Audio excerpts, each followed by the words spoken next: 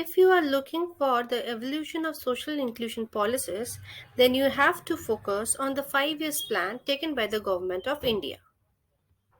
Social justice and social inclusion have been top priorities for the Indian state due to the enormous percentage of disadvantaged people here in this country.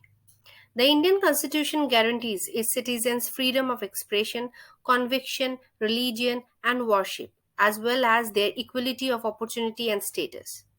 It also specifies safety measures for improving the social, economic, and political standing of society's underprivileged strata. The Constitution uses the phrase scheduled caste, and it also has provision for other backward caste or classes.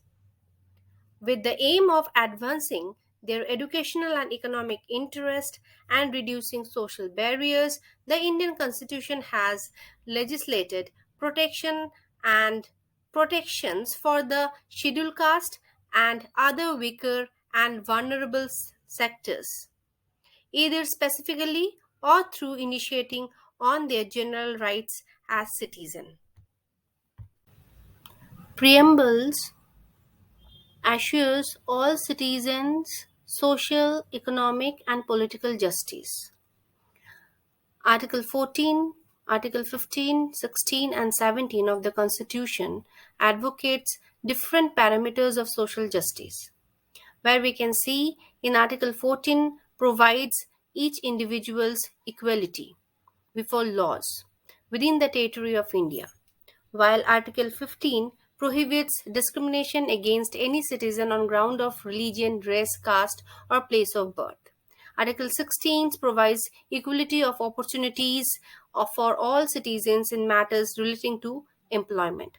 Article 64A speaks of the reservations that should promote any class or caste in terms of SCs and STs.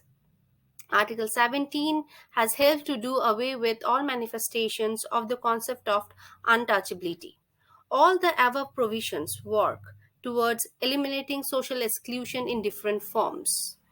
Article 46, with its provision of promoting the educational and economic interest of the weaker section of the society, especially those of the scheduled caste, lies at the heart and soul of the social justice.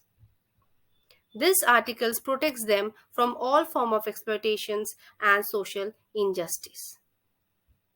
According to the Indian Constitution, the underprivileged are given preference in order to help them advanced in society.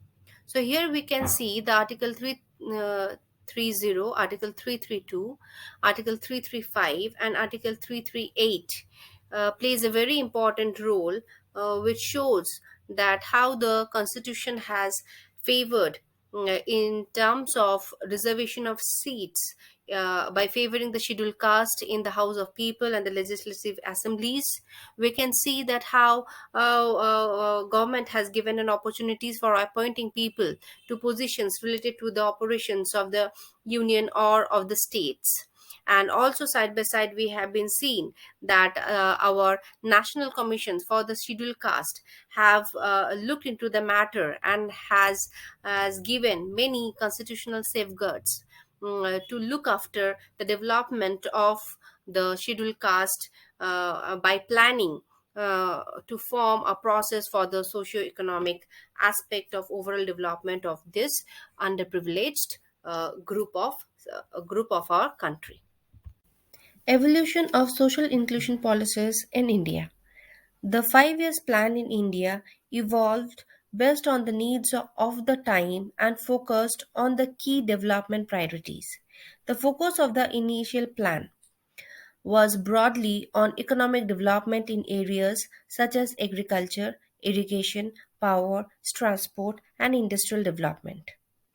However, from a social inclusion perspective, they also emphasize on provision of basic services such as water and sanitation and on women empowerment. During the third, fourth, and fifth plan period, the focus of planning expanded to cover balanced regional development, rural welfare, poverty alleviation, and social equality and justice. The sixth and seventh plan gave considerable emphasis on the growth, reducing unemployment, self reliance, and social justice.